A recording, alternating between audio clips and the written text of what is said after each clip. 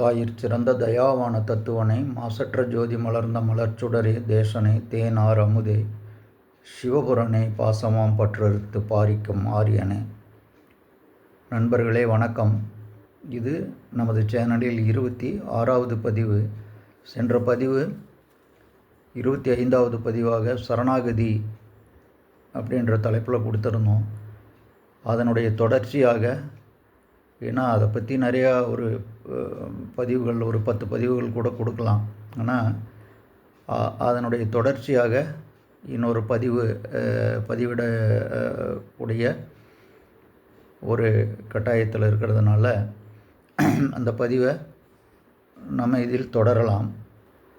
அதற்கு முன் காஞ்சி பெரியவா திருவடி சரணம், கட்சியப்பர் சுவாமிகள் திருவடி சரணம், சுப்பிரமணியம் பிள்ளை அபிராமி பட்டர் திருவடி சரணம், திரு வாரியார் சுவாமிகள் திருவடி சரணம், ஸ்ரீ சிவகுருநாதன் திருவடி சரணம்.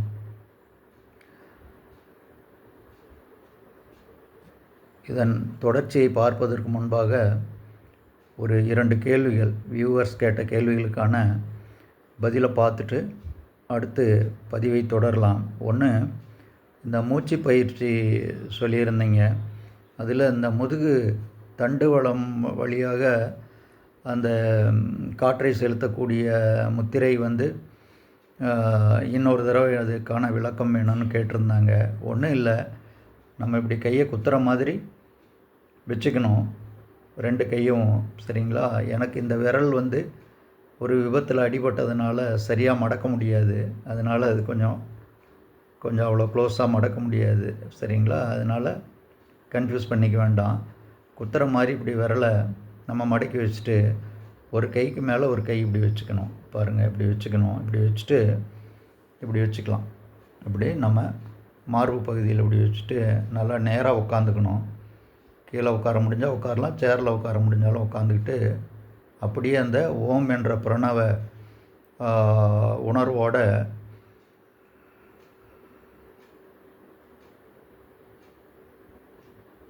இப்படி இழுக்கும்போது காற்று இதுவரையிலும் வரும். உங்களுக்கு இது வழியாக இந்த முதுகு இருக்குது இல்லைங்களா, இந்த முதுகினுடைய மேல் பகுதி வரலும், கழுத்து கீழ்ப்பகுதி அது வரையிலும் அந்த காற்று நம்ம இழுக்கும்போதே சென்றோம். அதுக்கப்புறம் லேசாக நம்மளுடைய உந்துதல் இருக்கணும். அதை நான் சொல்லாமல் விட்டுட்டேன். லேசாக நம்மளுடைய உந்துதல், அந்த உணர்வு இருக்கணும். அப்படி கொஞ்சம் உந்தி தள்ளுனிங்கன்னா தான் அது கீழே வரையிலும், அந்த எண்டு வரையிலும் உங்களுக்கு ஃபார்ம் ஆகும். சரிங்களா? காற்று அது உள்ள வரையிலும் சென்று விடும். அதுக்கப்புறம் கொஞ்சம் நேரம் நிறுத்தி, நீங்கள் ஒரு 5 செகண்ட் நிறுத்தி 10 செகண்ட் வரையிலும் நிறுத்தலாம், சிரமப்பட வேண்டாம். அப்புறம் ஃப்ரீயாக விட்டுறலாம். முத்திரை அப்படியே இருக்கட்டும், முத்திரை வச்ச வாக்கிலேயே இருக்கட்டும். மறுபடியும் அடுத்த முறை அதே மாதிரி இழுக்கணும்.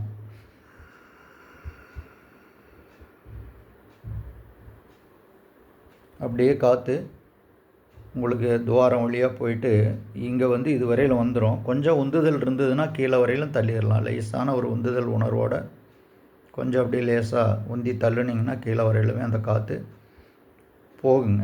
அது உணர முடியும். அது பயிற்சி செய்ய வந்துடும். சரிங்களா? அதனால் அந்த பயிற்சி அந்த மாதிரி செய்யுங்க. இந்த மூச்சு பயிற்சி எல்லாமே தொடங்குவதற்கு முன்னாடி இந்த வாசி யோகம் சொல்லுவாங்க இல்லைங்களா, இப்படி வச்சுட்டு இந்த சின்முத்திரை மாதிரி வச்சுட்டு இப்படி வச்சுட்டு வலது மூக்கால் இழுத்துட்டு கொஞ்சம் நிறுத்தி, அப்புறம் வலது மூக்கை அடிச்சுட்டு இடது மூக்கு துவாரம் வழியாக காற்றை வெளியே விடணும். மறுபடியும் இடது மூக்கை அடிச்சுட்டு வலதுபுறமாக இழுத்துட்டு, அதெல்லாம் தெரியும் இல்லைங்களா, அந்த மூச்சு பயிற்சியிலெல்லாம் அதுதான் முதல் பயிற்சியாக சொல்லி கொடுப்பாங்க. அது நாடி சுத்தி அப்படின்னு சொல்லுவாங்க. அதை கொஞ்சம் நேரம் ஒரு 5 மினிட்ஸ் பண்ணிவிட்டு, அதுக்கப்புறம் நம்ம எந்த மூச்சு பயிற்சியை தொடங்கினாலுமே முதல்ல அந்த ஒரு 5 மினிட்ஸ் அந்த பயிற்சி எடுத்துக்கிறது நல்லது. அதனால் அந்த நாடி சுத்தி பண்ணிவிட்டு அதுக்கப்புறம் அந்த பயிற்சிகளை தொடரலாம். அந்த முத்திரைகளெல்லாம் சொல்லியிருந்தேன் இல்லைங்களா, அந்த முத்திரையெல்லாம் வச்சு பண்ணலாம். ஏன்னா திரும்ப அதை ஆரம்பித்தோம்னா இந்த பதிவுக்கான நேரம் நீண்டுரும். மறுபடியும் அதை அந்த மூச்சு பயிற்சி தொடர்பாக போட்ட அந்த வீடியோவை திரும்ப போட்டு பாருங்கள். அது உங்களுக்கு தெளிவாக கொடுத்துருக்கேன். அடுத்துங்க நண்பர்களே, அடுத்து ஒரு நண்பர் கேள்வி கேட்டிருந்தார். அம்மா வழியில் பாதகங்கள் வரும் அப்படின்னு கொடுத்துருக்கீங்க, அதை வந்து ஏற்றுக்கொள்ள முடியல. அம்மாவுடைய பாசம் வந்து எப்படி அது பாதகமாக இருக்குமா அப்படின்ற மாதிரி கேட்டிருந்தாங்க. என்னோடய வாழ்க்கையில் நடந்த ஒரு விஷயத்தை உங்களுக்கு நான் சரிப்படுத்துகிறேன். அது வந்து அந்த விருச்சிக லக்னம் அவங்களுக்கு தான் வந்து அந்த 9வது சிர லக்னம் இல்லைங்களா, அதுக்கு வந்து 9ஆம் இடம் வந்து பாதகாதிபதி அப்படிங்கிற மாதிரி வரும். அந்த பாதகாதிபதி ஸ்தானத்துக்குரிய கிரகம் பார்த்திங்கன்னா சந்திரன். சந்திரன் அப்படின்னாலே தாய்ங்கிறதுனால தாய் வழியிலையோ இல்லை தாய் வழி உறவுகள் வகையிலையோ ஏதாவது பாதகங்களை நம்ம சந்திக்க வேண்டியது இருக்கும் அப்படின்ற மாதிரி கொடுத்துருந்தேன். இன்னும் சொல்லப்போனால் அந்த ஜாதகருக்கு அந்த சந்திர திசை வரணும். சந்திர திசை வந்தால்தான் அது வந்து அந்த நேரத்தில் அந்த மாதிரி சிரமங்களை கொடுக்கும். மற்ற நேரத்தில் இருக்கலாம், கொஞ்சம் ஒரு 10% இருக்கும், அவ்வளோதான். என்னுடைய வாழ்க்கையில் நடந்த ஒரு விஷயத்தை வந்து நான் இந்த இடத்துல அதை சொல்கிறேன். நான் நேரடியாக அதில் வந்து சம்மந்தப்பட்ட ஒரு விஷயம். நாங்கள் வந்து ஒரு பிஸ்னஸ் பண்ணிகிட்டு இருக்கும்போது இந்த இண்டஸ்ட்ரி வச்சுருந்தப்போ என்கிட்ட ஒரு தம்பி ஒர்க் பண்ணிகிட்டு இருந்தார். அவருக்கு திருமணமானது. அவருக்கு வந்து எல்லாம் அவங்க அம்மா தான் மாப்பிள்ளை பார்த்து அந்த பொண்ணுக்கு பெரியோர்களால் நிச்சயிக்கப்பட்டு ஒரு கோயிலில் வச்சு ரொம்ப சிறப்பாக எல்லாருமே நடத்துனாங்க. மாப்பிள்ளையோட பேரண்ட்ஸு, இந்த பொண்ணோட பேரண்ட்ஸு எல்லாருமே இருந்து தான் அந்த கல்யாணத்தை நடத்துனாங்க. அதுக்கப்புறம் என்ன ஆயிடுச்சுன்னா, அந்த திருமணம் முடிஞ்சு 2-3 மாதங்களுக்குள்ளேயே ஏதோ மாப்பிள்ளை வீட்டாருக்கும் இவங்களுக்கும் ஒரு முரண்பாடு. அந்த அம்மாவுக்கும் ஏதோ முரண்பாடு. அந்த அம்மா என்ன பண்ணிட்டாங்க, என் பொண்ணை வந்து நான் அவனோட வாழ விட மாட்டேன், நான் எப்படியாவது பிரித்து நான் கொண்டு போயிடுவேன் அப்படின்னு சொல்லிட்டு வந்து இவங்க அப்போ தான் புதுசாக திருமணமாகி தம்பதியர் ரொம்ப மகிழ்ச்சியாக வாழ்ந்துட்டுருக்குறாங்க. கணவன் மனைவிக்குள்ளே ஒரு அண்டர்ஸ்டாண்டிங் தான். அந்த பொண்ணும் அந்த தம்பியோடு தான் வாழணுங்குது. அந்த தம்பியும் அந்த பொண்ணு இல்லாமல் என்னால் வாழ முடியாதுங்கிறாரு. ஆனால் அந்த அம்மா, அந்த பொண்ணோட அவங்க அம்மா என்ன பண்ணாங்க, எனக்கு பிடிக்கல, நான் தான் திருமணம் பண்ணி வச்சேன், ஆனால் எனக்கு பிடிக்கல, அதனால் நான் அவங்ககிட்ட வந்து நான் என் பொண்ணை பிரித்து கொண்டு போயிடுவேன்னு வந்து நிறைய பிரச்சனைகள்லாம் பண்ணினாங்க. நிறைய பிரச்சனைகளெல்லாம் உருவாக்குனாங்க. அந்த பொண்ணு வந்து ரொம்ப ஒரு மாதிரி இதாகிட்டாங்க, பைத்தியம் பிடிச்ச மாதிரி ஆகிட்டாங்க. பெத்த தாயே இந்த மாதிரி பண்ணுறாளே அப்படின்னு. அந்த தம்பியும் அந்த மாதிரி ஒரு இதுக்கு ஆகிட்டார். மனநிலையெல்லாம் ரொம்ப இதாகிடுச்சு. இதெல்லாம் பார்த்துட்டு நான் சரி இதை இப்படியே விட்டால் சரிப்பட்டு வராதுன்னு ஒரு நாள் வந்து அந்த மாதிரி ரகலை பண்ணிகிட்டு இருந்தாங்க அந்த அம்மா. அந்த டைமில் ரகலை பண்ணிவிட்டு அப்போ தான் கிளம்புறாங்க. அந்த டைமில் நான் என்ன பண்ணேன் அப்படின்னா, எல்லாம் இறைவனுடைய அருளால் தான் திரும்ப ஒரு சித்தர் பீடத்துக்கும் அழைச்சிட்டு போயிருந்தேன் அவங்க 2 பேரையும். அந்த சுவாமிகளும் சொன்னார், இதுக்கு நல்ல வழி பண்ணி கொடுப்பாரு, கடவுள் நல்ல வழி பண்ணி தருவார் அப்படின்னு சொல்லிட்டு அவரும் ஆறுதல் சொல்லி எல்லாம் பிரார்த்தனைலாம் பண்ணி அனுப்புனார். அதுக்கப்புறம் அந்த அம்மா வந்து இந்த பிரச்சனை பண்ணிகிட்டு இருந்தப்போ ஒரு டைம் சரின்ட்டு என்ன யோசனை வந்ததுன்னா, சரி இதை போய் நம்ம ஸ்டேஷனில் ஒரு ரிப்போர்ட்டை கொடுத்துருவோன்ட்டு பக்கத்தில் இருந்த மகளிர் காவல் நிலையம், பஸ் ஸ்டாண்டு பக்கத்துலேயே மகளிர் காவல் நிலையம் கோயம்புத்தூரில் நடந்தது இது. அங்கே போயிட்டு இந்த பொண்ணையும் அழைச்சிட்டு போயிட்டு இவங்க 2 பேருமே அழைச்சிட்டு போயிட்டு அங்கே எஸ்ஐ அம்மா இருந்தாங்க. அவங்கக்கிட்ட வந்து அம்மா இந்த மாதிரி இந்த பொண்ணுக்கு வந்து அவங்க அம்மாவே தான் திருமணம் பண்ணி வச்சாங்க, ஆனால் இப்போ வந்து ஒரே பிரச்சனையாக இருக்குது, அதனால் நடந்ததெல்லாம் அவங்கக்கிட்ட தெரியப்படுத்தணுன்னு அந்த அம்மா இப்போ இங்கே வருவாங்க, பஸ்ஸை பிடிச்சி ஊருக்கு போகிறதுக்காக வருவாங்க, கொஞ்சம் கூப்பிட்டு கொஞ்சம் ஒரு வார்ன் பண்ணி அனுப்புங்க, அவங்க 2 பேரும் சேர்ந்து வாழணுன்னு இருக்கிறாங்க, இப்படி தொந்தரவு பண்ணிகிட்ருக்குறாங்க அப்படின்னு நாங்கள் கேட்டுக்கிட்டோம். அதுக்கப்புறம் வந்துட்டு அந்த அம்மாவையும் நாங்கள் இங்கே தான் நிற்கிறாங்கன்னு பஸ்ஸுக்கு வெயிட் பண்ணும்போது அவங்களையும் அடையாளம் காமிச்ச உடனே ஒரு கான்ஸ்டபிளை விட்டு அந்த அம்மாவை கூட்டிகிட்டு வர சொல்லிட்டாங்க. கூட்டிகிட்டு வர சொல்லிவிட்டு, ஏம்மா நீங்களே தானே திருமணம் பண்ணி வச்சிங்க உங்கள் பொண்ணுக்கு, இப்போ ஏன் வந்து வாழ்கிறதுக்கு விட மாட்டேங்கிறீங்க, வந்து பிரச்சனை பண்ணிகிட்ருக்குறீங்களாம்மா, உங்களை பற்றி ரிப்போர்ட் வந்திருக்குது அப்படின்னு. அப்புறம் அந்த அம்மாட்டையும் கொஞ்சம் முரண்பாடாக கொஞ்சம் ரஃப்பாக தான் பேசுனாங்க அவங்க. அப்புறம் அவங்க அவங்க பாஷையில் அப்புறம் எல்லாம் சொல்லி வந்து பொண்ணோட விஷயத்தில் இனிமேல் நீங்கள் வந்து அவங்க 2 பேரும் சேர்ந்து வாழணும்னு பிரியப்படுறாங்க, நீங்கள் வந்து பிரச்சனை பண்ணிகிட்டு இருக்காதீங்க அப்படின்னு சொல்லிட்டு வார்ன் பண்ணாங்க. அந்த அம்மா எனக்கு அவங்கள தெரியும் இவங்கள தெரியும், நான் பார்த்துக்கிறேன் தீர்த்துக்கிறேன் அது இதுன்னாங்க. அப்புறம் அவங்க விடலை, நீட்டாக அவங்கக்கிட்ட எல்லாம் எழுதி வாங்கிட்டு இந்த மாதிரி பொண்ணோட வாழ்க்கையில் இனிமேல் நான் குறுக்கிட மாட்டேன், அவங்க சந்தோஷமாக இருக்கட்டும், நான் வந்து என்னால் இனிமேல் அவங்களுக்கு எந்த பாதிப்பும் வராது, அப்படி ஏதாவது என்னால் தொந்தரவுகள் வந்தால் நீங்கள் சட்ட ரீதியாக நடவடிக்கை எடுக்கலாம் அப்படின்ற மாதிரிலாம் அது ஒரு எழுதி அந்த அம்மாட்ட சைன் வாங்கிட்டு போயிட்டு வாங்கன்னு அனுப்பிவிட்டாங்க. அதுக்கப்புறம் ஒரு ஒரு 2 வருஷம்லாம் அந்த அம்மா அந்த பக்கம் வரவே இல்லை. அப்புறம் இவங்க நல்லபடியாக எல்லாம் லைஃப்பில் செட்டில் ஆகிட்டாங்க. இன்றைக்கி 2 குழந்தைங்க இருக்கிறாங்க, 2 பசங்க இன்றைக்கி அவங்களாம் காலேஜ் படிச்சிட்ருக்குறாங்க. அந்த அளவுக்கு அது நடந்தது. அது என்னுடைய அனுபவத்தில் அதை நம்ம வந்து பார்த்தோம். பெற்ற தாய் செஞ்ச பிரச்சனை தான். அது மாதிரி ஏதாவது ஒன்று இந்த மாதிரி நெகட்டிவாக நடக்கும் அப்படிங்கிறது தான் அதில் பதிவிட்டிருந்தேன். அதனால் ஜஸ்ட்டு அது வந்து அந்த அந்த பதிவுக்கு ஏற்ற ஒரு விஷயத்தை அந்த இடத்துல அதை கொடுத்துருந்தோம். அது நடக்குது, நம்ம மறுக்க முடியாது. அது வாழ்க்கையில் அனுபவப்பட்டவங்களுக்கு தெரியும். சரிங்களா? தேங்க்யூ நண்பர்களே. அது மாதிரி கேள்விகளை கேளுங்க, அதுக்கான விளக்கங்கள் கொடுக்கவும் நாங்கள் தயாராக இருக்கோம். அடுத்து யூடியூப் அன்பர்களுக்கு ஒரு அன்பான வேண்டுகோள். இப்போது ஆக்சுவலாக இது நாங்கள் மொபைல் ஃபோனில் அந்த கேமராவை ஆன் பண்ணி தான் நான் பேசிகிட்ருக்கிறேன். எப்படின்னா, இப்போ என்னுடைய ஃபேஸ் தானே தெரியும் இல்லைங்களா? என்னோடய ஃபேஸை பார்த்து நானே பேசிகிட்ருக்கிறேன். அதனால் சொல்ல வர்ற விஷயத்தில் ஏதாவது ஒரு சின்ன எரர் வந்துடுது. அந்த கடந்த பதிவில் பட்டினத்தார் தான் பத்திரகிரியாருக்கு தான் முதல்ல அந்த முக்தி கிடச்சிது. பட்டினத்தார் வந்து இறைவன் இடத்துல மன்றாடுறாரு. ஏன்னா என்னுடைய சிஷியனுக்கு வந்து நீங்கள் முக்தி கொடுத்துட்டீங்க, எனக்கு இன்னும் கொடுக்கலையே அப்படின்னு பட்டினத்தார் தான் மன்றாடுறாரு. நான் அதை வந்து பத்திரகிரியார்னு அந்த இடத்துல அவர் குறிப்பிட்டுட்டேன். சரி, பத்திரகிரியார் பட்டினத்தார் எல்லாம் ஒன்று தான், எல்லாம் இறைவனோட இரண்டரை கலந்தவர்கள் தானே, அதனால் அதை அப்படி எடுத்துக்கலாம். அந்த இடத்துல பட்டினத்தார்னு சொல்கிறதுக்கு பதிலாக பத்திரகிரியாருங்கிற அந்த அவரோட திருநாமத்தை சொல்லிட்டேன். ஏதோ இந்த மாதிரி சின்ன சின்ன எரர் வந்துடுது. ஏன்னா எங்கள் பேச பார்த்து நாங்களே பேசிகிட்ருக்குறீங்களா, கிட்டத்தட்ட ஒரு பைத்தியம் மாதிரி தானே. சித்தர்கள்கிட்ட போய் நீ ஒரு பைத்தியக்காரன் அப்படின்னா, ஆமாம் நான் பைத்தியம் தானே சிரிப்பாங்களாமா. நீ ஒரு முட்டாள் அப்படின்னா, நான் முட்டாள் தான் அப்படின்னு சிரிப்பாங்களா. ஏன்னா இறைவன் இடத்துல சரண்டர் ஆகிட்டா அதுக்கப்புறம் வந்து அங்கே வேறு ஒன்றும் எதுக்கும் வந்து புத்திசாலித்தனத்துக்கெல்லாம் அங்கே இடமே இல்லை. இறைவனுக்கு முன்னாடி போய் நிற்கும்போது நம்ம புத்திசாலித்தனத்தையெல்லாம் பயன்படுத்தக்கூடாது. அந்த இடத்துல சரண்டர், அவ்வளோதான். இது கேள்வியும் அவர் தான், பதிலும் அவர் தான். சரிங்களா? சரி, அடுத்து நம்ம இப்போ கேள்வியும் பதிலும் இதெல்லாம் இல்லாமல் எப்படி இந்த வாழ்க்கை அப்படிங்கிற மாதிரி கூட ஒரு நண்பர் கேட்டார். அதுதான், அது ஞான மார்க்கத்தில் இருக்கிறவங்களுக்கு வந்து அது என்ன, நாம் சொல்ல வந்த விஷயங்கள் என்னங்கிறது தெளிவாக புரியும். இப்போது கேள்வியும் என்னிடத்துல கேள்வியும் இல்லை பதிலும் இல்லை அப்படின்னா என்ன அர்த்தம் அப்படின்னா, நம்ம கடமைகளை முடிச்சிட்டோம்னு அர்த்தம். நம்ம எல்லா கடமைகளையும் நம்ம முடிச்சிட்டோம் அப்படின்றது தான் அதனுடைய இதாக எடுத்துக்கணும். அப்போ அந்த கடமைகளை முடிக்கிறவரில் அந்த கேள்வியும் பதில்களும் நிறைந்தது தான் நம்மளுடைய வாழ்க்கை, இல்லைங்களா?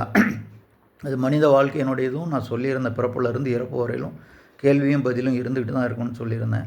இப்போ நம்ம ஒரு இடத்துல வேலைக்கு போகிறோம் அப்படின்னம்னாலும் அன்றைக்கி என்ன வேலை செய்யணும் அப்படிங்கிறத நம்ம கேட்டு வாங்கிக்கிறோம். அல்லது என்ன வேலை செஞ்சுருக்கிறீங்கன்னு கேட்டால் அதுக்கு ஒரு பதிலை கொடுக்குறோம். ஒரு தொழில் செய்கிறோம்னாலும் இந்த பொருள், இப்போ ஒரு மளிகை கடையை வச்சுருந்தா கூட இந்த பொருள் இருக்கான்னு கேட்குறாங்க இல்லையா? பருப்பு இருக்கா, காய்கறி இருக்கா, மளிகை சாமான்கள் சம்மந்தமாக கேட்குறாங்க. இருக்குன்னு நம்ம ஒரு பதிலை சொல்லி கொடுக்குறோம். அது மாதிரி ஒவ்வொரு விஷயத்துலேயும் ஒவ்வொரு நகர்வழியும் நம்ம வாழ்க்கையில் இந்த கேள்வி பதில் இல்லாமல் இல்லைங்களா? அப்போ அந்த கேள்வியும் பதிலும் இல்லைங்கிற நிலை வரும்போது தான் அதுதான் சரணாகதிக்கான அந்த சூழ்நிலை. அந்த எப்படி சொல்கிறது அப்படின்னா, அதுதான் அந்த சரணாகதி அடைவதற்கான அந்த பக்குவம். சரிங்களா? அதை தான் நாங்கள் வந்து குறிப்பிட்டிருந்தோம். அந்த மாதிரி கேள்வியும் இல்லை பதிலும் அது கூட அந்த ஒரு இறை உணர்வாக வந்த ஒரு விஷயந்தான். அவர் இடத்துல அதை கேட்டிருக்கும்போது கொஞ்சம் அதை தெளிவுபடுத்துங்கும்போது அப்படி ஒரு இதை கொடுத்துருந்தாங்க. அதுதான் நான் பதிவிட்டிருந்தேன். சரிங்க. அதே போல் கடமைகளெல்லாம் கடந்து வருவது அப்படிங்கிறது அந்த பெயினையும் தாங்கிக்கணும். அந்த வழியெல்லாம் அந்த அனுபவம் அதையெல்லாம் கடந்து வரும்போது தான் நம்ம அந்த நிலையை அடைய முடியும். சமீபத்தில் நடந்த ஒரு நிகழ்வு, எனக்கு கையில் கொஞ்சம் பெயின் இருந்தது. அதுக்காக ட்ரீட்மெண்ட்டு எடுத்துகிட்டு இருந்தேன். ஒரு க்ளவுஸ் போட்டிருந்தாங்க, ஹாஸ்பிட்டலில் ஒரு க்ளவுஸ் போட்டுட்ருந்தாங்க. இதில் இன்ஜெக்ஷன் பண்ணிவிட்டு ஒரு க்ளவுஸ் போட்டுட்ருந்தாங்க. என்னுடைய நண்பர் அதை பார்த்துட்டு கேட்டார், என்ன கையில் க்ளவுஸ் போட்டிருக்கிறீங்கன்னு. கொஞ்சம் ஒரு கொஞ்ச காலமாக அந்த இடத்துல ஒரு பெயின் இருந்துக்கிட்டே இருந்ததுங்க. அதனால் அதில் இன்ஜெக்ஷன் பண்ணிவிட்டு அந்த க்ளவுஸை போட்டிருக்காங்க அப்படின்னு. அப்போ இன்னும் உங்களுக்கு இன்னும் அனுபவம் வரல அப்படின்னாரு. சிரிப்பு தான் வந்தது. அவர் கேட்டதுக்கான அந்த கேள்விக்கான பதில் என்ன தெரியுங்களா? வலியை தாங்கிக்கக்கூடிய பக்குவம் இன்னும் உங்களுக்கு வரலையா? அப்படிங்கிற மாதிரி அதை அவர் கேட்டார். அப்புறம் நான் சொன்னேன், இல்லைங்கய்யா, அதெல்லாம் கிளாஸ் எல்லாம் எடுத்தாங்க, ஸ்பெஷல் கிளாஸ் எல்லாம் கூட நடந்தது. ஆனால் நான் இன்னும் பரீட்சையில் பாஸ் பண்ணலை. அதனால் இன்னும் கொஞ்சம் அந்த பெயின் இருக்க தான் செய்யுது. அப்புறம் நம்ம பெயினை சரி பண்ணணும்னா மருத்துவர்கிட்ட போய் தானே ஆகணும் அப்படின்ற மாதிரி ஒரு பதில் அவருக்கு கொடுத்துருந்தேங்க. ஆனால் அவர் சொன்ன பெயின் வேறு. வாழ்க்கையில் எத்தனையோ இடர்பாடுகளெல்லாம் சந்திக்கிறோம். அதை தாங்கக்கூடிய அந்த சக்தி, அந்த பெயினை தாங்கக்கூடிய பக்குவம் இன்றைக்கி உங்களுக்கு வரலையா அப்படின்ற மாதிரி கேட்டார். அவர் அந்தளவுக்கு பக்குவப்பட்டிருக்கிறாரு. அதனால் அப்படி ஒரு கேள்வி கேட்டார். அதனால் நான் அதற்கான பதிலையும் அவருக்கு கொடுத்துருந்தேங்க. அப்போது அந்த மனதளவில் ஏற்படக்கூடிய வலி, அதே மாதிரி உடலால் ஏற்படக்கூடிய வலி, இதெல்லாம் அனுபவப்பட்டு தான் நம்ம அதையெல்லாம் கடந்து அந்த இறைவனுக்கு அருகில் நம்ம நெருங்கும்போது இது எல்லாமே ஒரு முடிவுக்கு வந்துடும். சரிங்களா? என்ன பட்ட வலிகள் எல்லாத்துக்குமே பலன் கிடைக்கும். இது நம்ம சராசரி வாழ்க்கையில் இருக்கிற வரையிலுமே இந்த வலிகளை நம்ம தாங்கி தான் ஆகணும். அதுக்கு இந்த பதிவின் முடிவுலேயும் ஒரு உதாரணத்தை பார்க்கலாங்க. இப்போது இந்த வெளியுலக வாழ்க்கை, இக வாழ்க்கைக்கும் அடுத்து மெய்யுலக வாழ்க்கை, அந்த இன்னர் ட்ராவல் அப்படிங்கிறதுக்கும் சராசரி வாழ்க்கையிலேருந்து நம்ம கொஞ்சம் அதுக்குள்ளே போகிறதுக்குங்கும்போது ரெண்டுக்கும் இடையில் ஒரு திரை இருக்குது. சரிங்களா? ஒரு திரை இருக்குது. அதில் நம்ம இந்த பக்கம் சராசரி வாழ்க்கையில், இக வாழ்க்கையில் ஒரு காலை வச்சுக்கிட்டு, பர வாழ்க்கையில் ஒரு காலை வச்சுட்டுலாம் இந்த பக்கம் ஒரு கண், அந்த பக்கம் ஒரு கண்ணை வச்சுட்டு ட்ராவல் பண்ணுறது அப்படின்றதெல்லாம் அது அந்த ஒரு 50-60 வயதை கடந்து கிடக்கிற வரையில் அது அப்படி தான் இருக்கும்.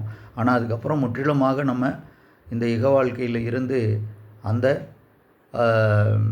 பர வாழ்க்கை, இறைவனோட நம்ம நெருங்கக்கூடிய அந்த காலகட்டங்கள் அதிலிருந்து முழுமையாக நம்ம அந்த திரையை விலக்கி நம்ம உள்ளே போனால்தான் அந்த அனுபவங்கள் நம்ம கிடைக்கும். அந்த சிற்றின்பத்திலிருந்து பேரின்பத்தை அடையிறதுங்கிறது அப்படி தான் அடைய முடியும். இல்லை அந்த மாதிரி எல்லாம் வேண்டாம், எனக்கு சராசரி வாழ்க்கையே போதும் அப்படின்னா, இப்போது நம்ம குழந்தைங்க வர்றாங்க, இப்போ நம்மளோட பிள்ளைகள் வர்றாங்க, தோளில் சுமக்கிறோம், வளர்த்துறோம், ஆளாக்குறோம். அதுக்கப்புறம் அவங்களுக்கு திருமணங்கள் செய்து வைக்கிறோம். அதோட நம்ம கடமை முடிச்சுக்கலாம். கொஞ்சம் அதிலிருந்து ரிலீவ் ஆகிக்கலாம். அதுக்கப்புறம் அவங்க வாழ்க்கையை அவங்க சிறப்பாக வாழ்கிறதுக்கு என்ன தேவையோ அதெல்லாம் செய்து கொடுத்துட்டு நாம் கொஞ்சம் அதிலிருந்து ஒரு பற்றற்ற நிலைக்கு வர முடியும். ஆனால் எனக்கு சராசரி வாழ்க்கையே போதும், எனக்கு என் குடும்பம் போதும், நான் இப்படியே இருந்துடுறேன் அப்படின்னா அடுத்து என்ன பண்ணுவோம்? நம்ம பேர பிள்ளைங்க வர்றாங்க, பேர குழந்தைங்க வர்றாங்க. அடுத்து அவங்கள சுமக்க ஆரம்பிச்சிடுறோம். நம்ம பெற்ற பிள்ளைகளை எப்படி நம்ம தோளில் சுமக்க ஆரம்பித்தோமோ அதே மாதிரி பேர குழந்தைங்களையும் தோளில் சுமக்க ஆரம்பிச்சிடுறோம். அப்புறம் அவங்கள படிப்பு, அவங்களுடைய திருமணங்கிற மாதிரி ஆயில் இருந்தால் அது அப்படியே நகர்ந்துடுது. அப்போ அந்த மாதிரி இருக்கணும் அப்படின்றவங்களுக்கு மறுபடியும் அந்த பாவ புண்ணிய கணக்கு அது தீர்வு கிடைக்காது. மறுபிறவி இருக்கும். சரிங்களா? மறுபிறவி இருக்கும். அந்த மறுபிறவி நல்லபடியாக அமையணும் அப்படிங்கிறவங்க அந்த மார்க்கத்தில், ஒரு பக்தி மார்க்கத்திலையோ அல்லது முடிஞ்ச வரையிலும் தான தர்மங்களை செஞ்சு அந்த புண்ணியத்தை எந்த அளவுக்கு அவங்க ஏற்படுத்திக்கிறாங்களோ அந்த அளவுக்கு மறுபிறவிங்கிறதும் சிறப்பாக இருக்கும். எனக்கு மறுபிறவி வேணும்னு விரும்புகிறவங்க அப்படி. சரிங்களா? ஐயோ வேண்டாம், இந்த பிறவியிலே நான் எல்லாமே அனுபவிச்சிட்டேன், இதுக்கு மேலேயும் வேண்டாம், மறுபடியும் ஒரு பிறவியா, மறுபடியும் எல்கேஜியில் ஆரம்பித்து பள்ளி படிப்பை முடிக்கிற வரலும் பரீட்சை எழுதணும், பாஸ் பண்ணணும், அப்புறம் கல்லூரிக்கு போகணும், அங்கேயும் படிக்கணும், அதுக்கப்புறம் வேலைக்கு போகணும், சம்பாத்தியம் பண்ணணும், திருமணம் பண்ணணும், எல்லாம் அனுபவிச்சாச்சு, இன்னொரு பிறவி எனக்கு வேண்டவே வேண்டாம், இதுவே போதும் அப்படின்னு முடிவு பண்ணுறவங்க வந்து கண்டிப்பாக அதிலிருந்து அந்த ஞான மார்க்கத்துக்கு வந்து தான் ஆகணும். அப்படி வரணும்னு நினைக்கிறவங்களுக்கு அடுத்தது வந்து பிறவாமை வேண்டும்னு நினைக்கிறவங்களுக்கு என்னது, முதல்ல வந்து வாசியோகம் அதிலிருந்து ஆரம்பிக்கும். அதிலிருந்து ஆரம்பித்து தானம், தர்மம், தியானம், தவம்னு அந்த இறைவனுடைய நாமம்ன்ட்டு அதுதான் ஓடிக்கிட்டுருக்கும். பிரணவமாக அதுதான் ஓடிக்கிட்டுருக்கும். அது உள்ளுக்குள்ளே ஓடிக்கிட்டு வந்து அந்த நிலை கொஞ்சம் கொஞ்சமாக வந்து அது வாய்க்கும். சரிங்களா? நைட்டு தூங்க போகும்போது கூட கடமைகள்லாம் முடிச்சுட்டு தூங்க போகும்போது கூட சிவ சிவ ஓம் நம சிவாயம் அவங்கவுங்களுக்கு பிடிச்ச மந்திரம் அல்லது பிரணவ மந்திரம் ஓம், அதுவே போதும். அதுக்குள்ளேயே எல்லாமே அடக்கம். அப்படி அதை உச்சரிச்சுக்கிட்டே வந்து நம்ம உறங்க போகும்போது கூட அந்த உணர்வோட அந்த மூச்சு காற்றோடு நம்ம உறங்க ஆரம்பித்தோம்னா அது நமக்குள்ளே ஓடிக்கிட்டே இருக்கும். நாள்பட அதுக்கு அடிக்ட் ஆயிரும். அப்படியே எதுக்கோ அடிக்ட் ஆகிறோம் இல்லையா? அதனால் இறை தத்துவத்துக்கும் அந்த இறை ஞானத்துக்கும் ஞான மார்க்கத்துக்கும் அதுக்கு அடிமையாகிறது வந்து நல்லது தானே. மறுபிறவி வேண்டாம் அப்படின்றவங்க வந்து அதில் ட்ராவல் பண்ணலாம், ட்ராக்கை மாற்றிக்கலாம், அவ்வளோதான். அதனால் வெரி சிம்பிள். இதெல்லாம் செய்ய முடியும், செய்ய கடவுது. அதுக்கும் அவன் அருள் வேண்டும். அதனால் அவனிடத்தில் பிரார்த்தனையை வைங்க. அப்போது நமது வாழ்க்கையின் மீது நமது குடும்பத்தின் மீது இருக்கும் பற்றுக்கு இந்த பதிவின் முடிவில் ஒரு நிகழ்வு சொல்கிறேன்னு சொல்லியிருந்தேன். ஒன்றும் இல்லைங்க, நானும் எனது நண்பர்னால் அவர் வயதில் ரொம்ப என்னை விடவே சீனியரு, ஒர்க்கெல்லாம் முடித்து ரிட்டையர்மெண்ட் ஆனவர், ஒரு ப்ரொஃபஸரு.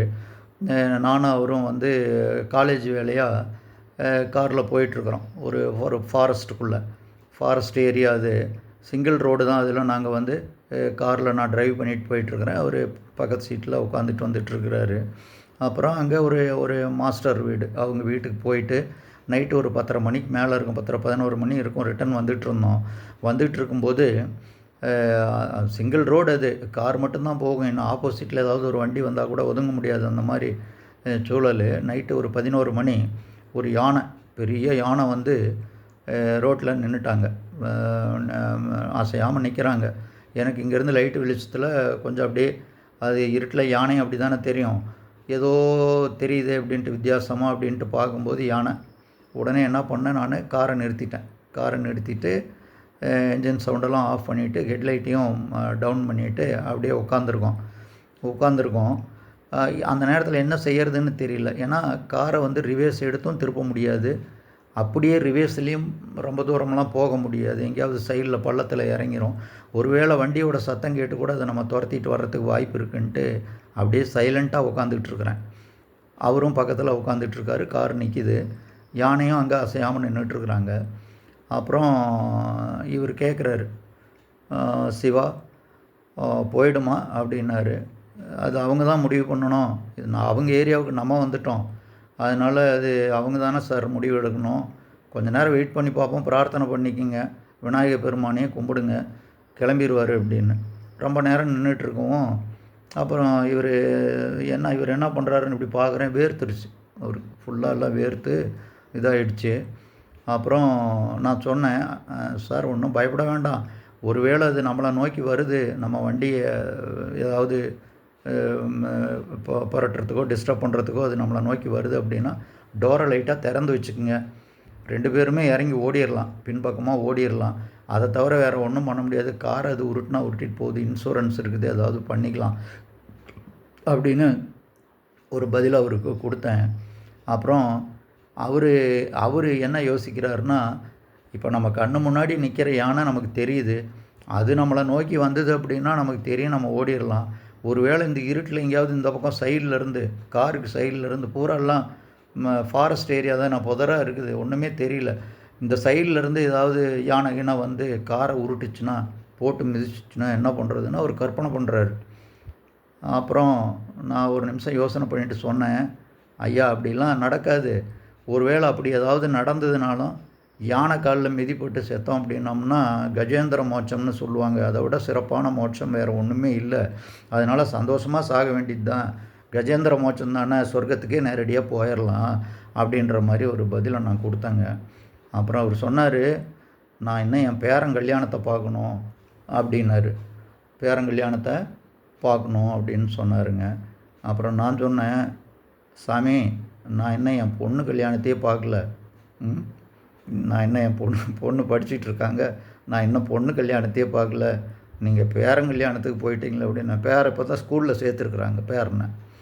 அப்போது அதெல்லாம் ஒரு குடும்பத்து மேலே இருக்கிற ஒரு ஈர்ப்பு தானே, ஒரு ஈடுபாடு, அந்த வாழ்க்கையில் இருக்கக்கூடிய ஒரு அக்கறை. சரிங்களா? அதனால் நமக்கு அது போதும், அதில் ஆத்ம திருப்தி இருக்குது அப்படின்னா அதை கண்டினியூ பண்ண வேண்டியது தான். இல்லை வேண்டாம் போதும், பெற்ற பிள்ளைகளை வளர்த்து ஆளாக்கணும், படிக்க வச்சோம், திருமணம் பண்ணி கொடுத்துட்டோம், குழந்தைங்க பேர குழந்தைங்க வந்துட்டாங்க, அவங்க நல்லா இருங்க, அவங்க குழந்தைய அவங்க பார்த்துக்குவாங்க அப்படிங்கிற இதில் நம்ம ஒரு திருப்தியான மனநிலைக்கு வந்துட்டோம் அப்படின்னோம்னா, அப்புறம் அதிலிருந்து கொஞ்சம் விடுதலை வாங்கிட்டு நம்ம இறைவனை நோக்கி, இறைநிலையை நோக்கி பயணிக்கலாம். அப்படி தான் நிறைய நடந்திருக்குது. சரிங்களா? நிறைய அந்த மாதிரி நடந்திருக்குது. ஒரு 3 தலைமுறைக்கு முன்னாடியெல்லாம் பாட்டன் முப்பாட்டனார் காலத்துலலாம் அவர்கள் என்ன தான் குடும்பத்தில் இருந்தாலும் 7, 8 குழந்தைகளை பெற்றுக்கிட்டாலும் நம்ம மரக்கடை மகாலிங்கம் ஐயா மாதிரி இறுதியில் வந்து அந்த அவங்களுக்கே தெரிஞ்சிடும் அவங்க முடிவு. இந்த தேதியில் இந்த நேரத்தில் தான் நமக்கு முடிவு இருக்குது அப்படிங்கிறதெல்லாம் தெரிஞ்சு அவங்க அடக்கமாக இருக்கிறாங்க. நிறைய பேர் ஆயிரக்கணக்கில் அந்த மாதிரியெல்லாம் முக்தி அடைஞ்சிருக்கிறாங்க. அது எல்லாமே நடந்துகிட்டு இருந்திருக்குது. காரணம் அன்றைக்கி எல்லாமே ஞானம் அப்படிங்கிறது வந்து ரொம்ப சிறப்பாக இருந்திருக்குது. குருமார்களுக்கு மரியாதை கொடுத்தாங்க, இறைநிலை அப்படிங்கிறதெல்லாம் உணர்ந்து செயல்பட்டாங்க. தர்மங்கள் இருந்தது, நியாய தர்மங்கள் இருந்தது, அறத்தை பின்பற்றினாங்க.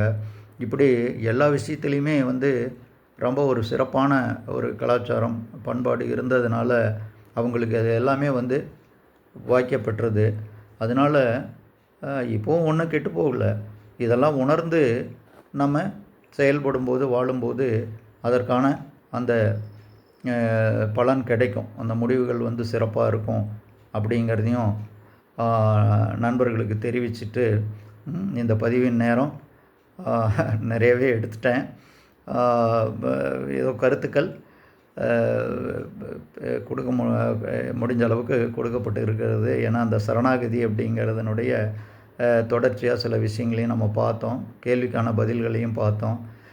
மீண்டும் அடுத்த பதிவில் சந்திக்கும் வரை நண்பர்கள் அனைவரும் நலமுடன் வளமுடன் வாழ ஏக இறைவனை வணங்கி இந்த பதிவை நிறைவு செய்கிறேன்.